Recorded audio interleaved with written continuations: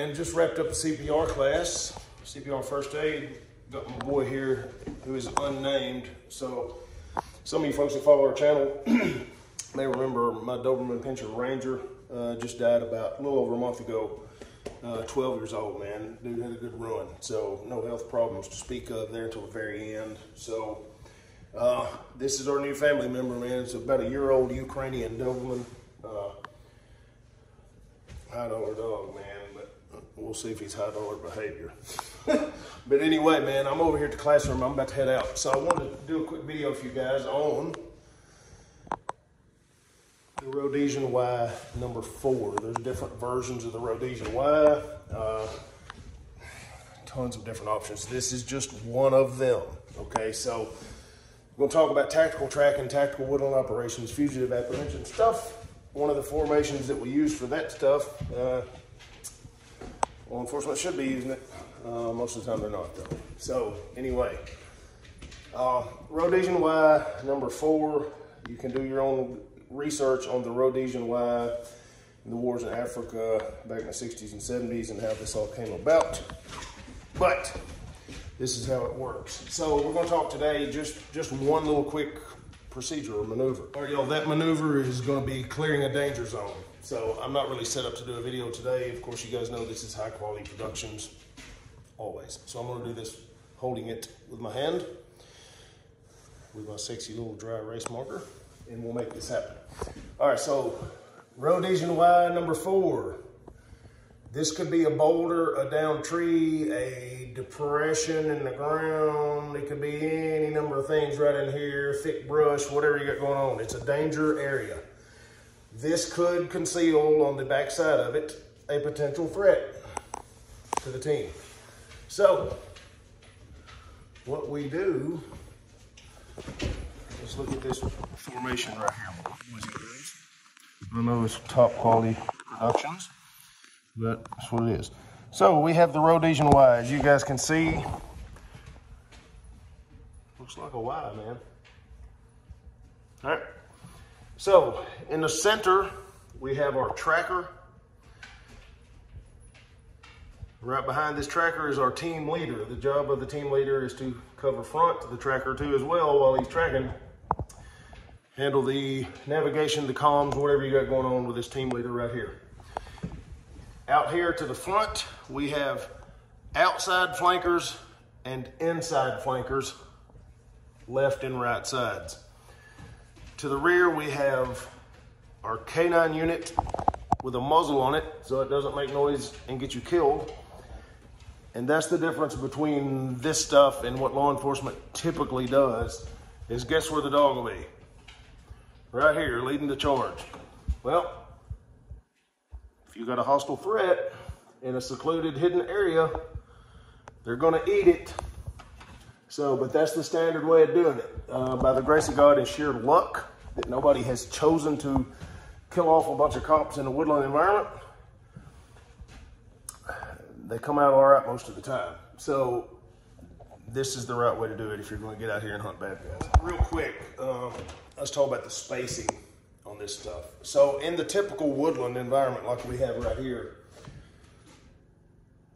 these inside and outside flankers, anywhere, and I mean, it's really going to depend, anywhere from outside flanker, just from looking out the window at these woods right here and all the courses we've run out here and the TAC leader classes and tactical tracking, back when Fernando was coming in here and all this kind of stuff, about 15 meters, give or take. As the terrain tightens up or thickens up, the formation tightens up. So general rule of thumb, general rule, is the formation can be more spread out when the terrain is open, and it is tighter when the terrain is thicker.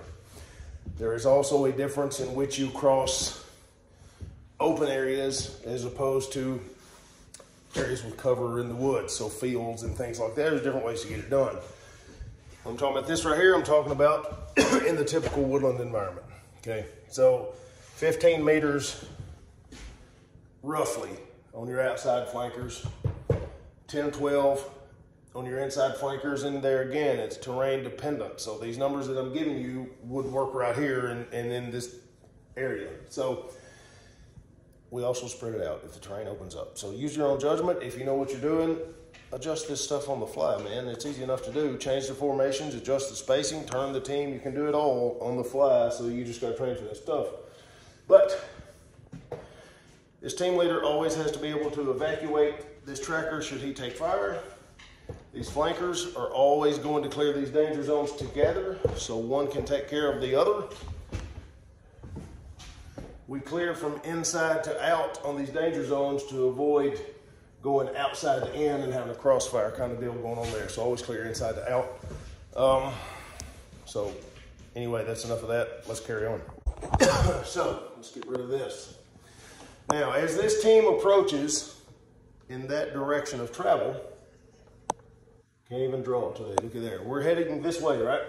So your flank elements or personnel are out in front of your tracker and team leader. This is the priority right here to maintain their safety, is your team leader, your tracker.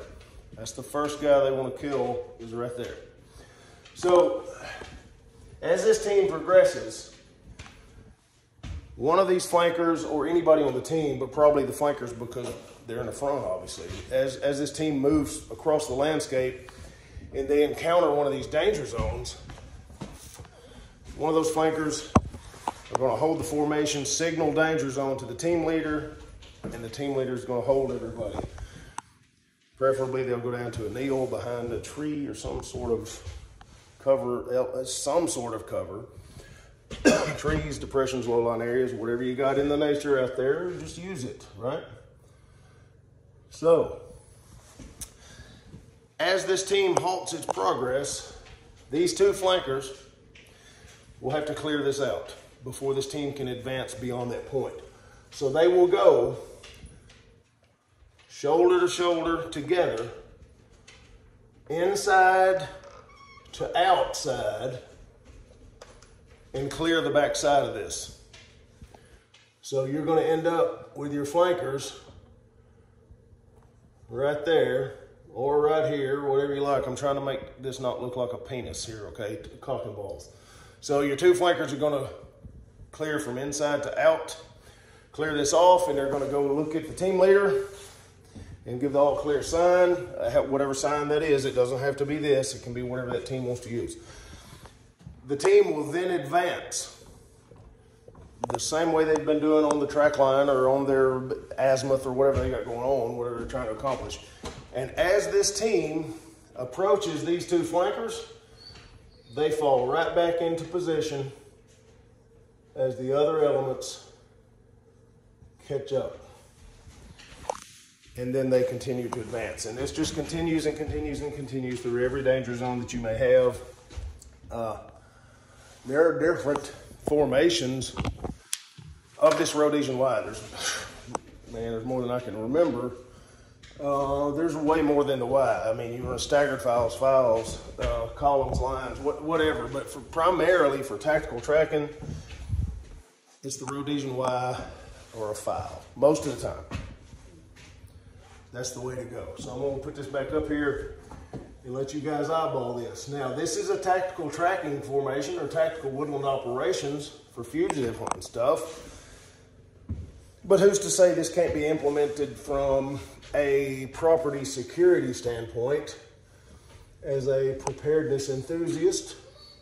All the doomsdayers out there, man, hey, the Russians are coming, they say on the news, I don't know, whatever. So if that's your thing, go do it. But that's the way, the most effective way and the safest way for a small team to move out here and to be able to apprehend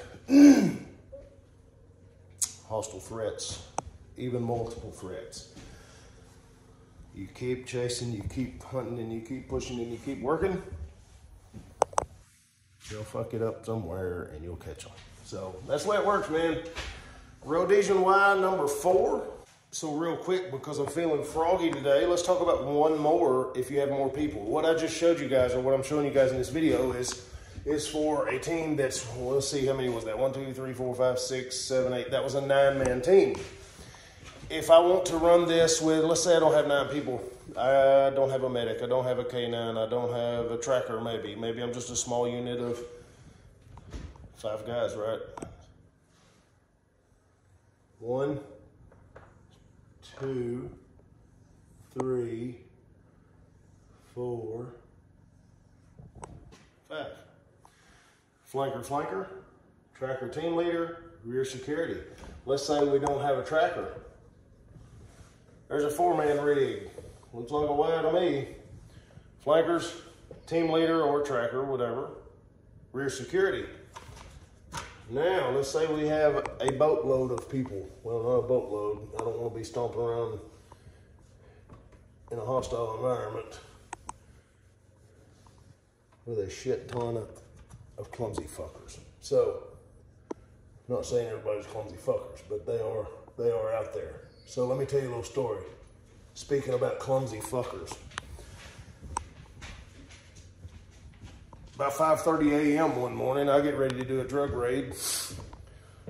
Got my guys stacked up on the front porch. Got the battering ram ready to breach. And holy fuck, if another officer did not drop his fucking flashlight on the porch of this damn house right before making entry, the flashlight comes on, rolls across the porch, and lights up the whole fucking entry team. So there are reasons I say they're clumsy fuckers, because the wrong person will get your ass killed. So that's just the way it is. So there's a 4-man rig. There's a 5-man ride. Now, well, let's go ahead and put our outside flankers back. 1, 2, 3, 4, 5, 6, 7. Now we're going to add our medic and our K9 for our 9. Now let's say I've got 11. Rear flankers. Now let's say I've got 13. Rear outside flankers. That's a lot of folks. It's more than I want to be with. I want to be with 3 or 4, and that's it. Now, if I have even more people than that, and they need to tag along for whatever the festivities may be, they're going to go well to the rear of this team,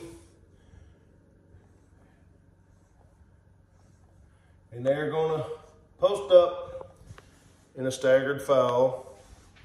It's a horrible drawing, but a staggered file offset down here to the rear. You can run 100 of these fucking staggered files, depending on how many people you got, right?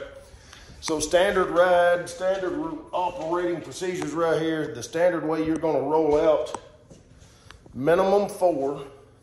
You could do it with 3, you're just not gonna have any rear security. So, it's a handful for a team leader or tracker to be trying to cover the rear too. So minimum of 4. I don't want any more than that 13, and I don't want that many. Give me a 5-man team. God bless you. That's all I want. If you would like to be seeing more of this stuff, let me know, man, and I'll do some more formations. I'll do some more tactics. I'll do some more stuff as time allows. I'm a busy dude, but I try. So this guy's wearing me out, but that's okay. We're going to school to pick the child up, and she'll be happy to see him, and likewise, I'm sure. So I'm out of here, guys. That's a quick look at the Rhodesian line number 4, tactical tracking, tactical woodland operations, property security, tactical Rambo on the weekend, whatever is your fancy. Probably wise to know that one. All right, y'all. God bless you. Stay safe. I'm out of here.